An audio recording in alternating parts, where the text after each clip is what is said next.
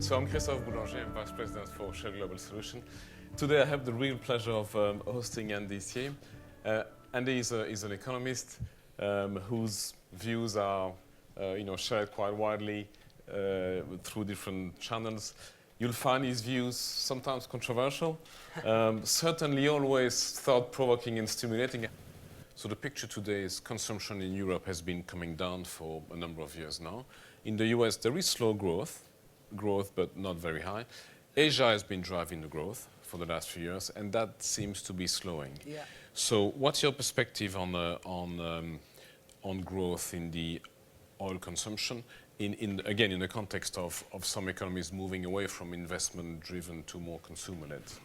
Well, Chinese energy consumption in the 1990s, the elasticity to the economy was like 0.5 or so. It's basically when the economy grows at 7%, energy consumption will rise by about 3.5%. But then in the last 15 years, it's changed. It changed to like a 1-to-1.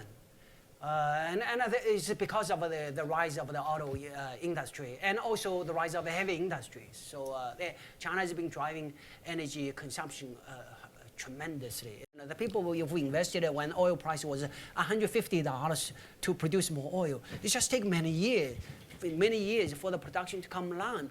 Now you look at I compare these to iron ore industry. Iron ore industry is also if you invest it takes 3 or 4 years for production to come online. So you look at what's going on now. The global demand is stagnant, but the production is going up. So what happens? You have price war. You have to squeeze out high-cost producers. These high-cost producers are in China.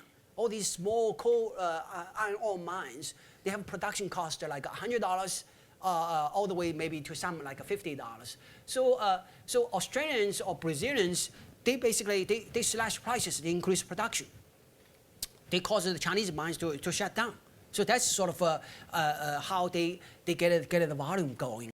So what makes the difference now? What are the key factors that will allow those companies to be successful today? Strategic advantages. I think that's very important. I do see that emerging economies are developing a consumer economy, and these developing economies used to rely on exporting to rich economies. And I think this story is really over because the rich people are not rich anymore. So they look rich, but they have a lot of debt. So I think that for emerging economies, they have to balance between investment and consumption. That transition takes 5 years, but eventually will happen.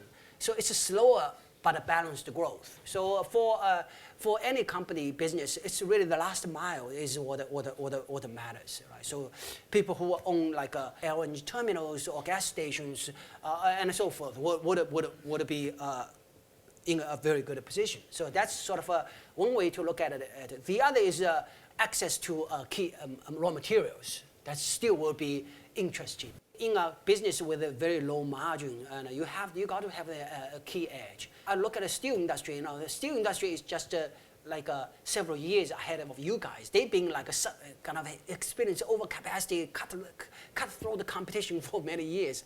When I look at some of the steel companies in China, people have still kind of profitable. How they can minimize waste and maximize efficiency, it's just incredible. Pickup, you talked about the human capital. Yeah. Well, the oil and gas industry is a cyclical one, and we've been recruiting in cycles. So we went through a decade where we all recruit a lot, a decade where nobody recruited, and so on. We're seeing now a lot. I mean, look at this room. We're seeing a lot of expertise about to leave the industry over the next few years, and a lot of our companies are facing a real transition in the expertise. So two questions. The first one is, how do you adjust to that transition in the short term as you lose a critical mass of expertise? And the second one is, how do you attract, I mean, there's plenty of people out there, but there's not plenty of expertise out there. So how do you attract new talent in an old industry? But let's start with the transition, the shorter term. The HR solution is based on the market. I think this is very difficult. For an industry like yours, it's a long gestation. I see a lot of other industries have a similar nature. It's very difficult to have a market-based HR solution. The reason is because that young people, they don't like anything that is going to take many years, and they are very interested in this .com thing. It's not easy. I think the key is to nurture your own people, to develop some sort of elite labor force inside the company. And I think that for any large company in this world, if you are going to have an edge, you got to have a core of people, of your own people, and they have a sense of ownership of the company.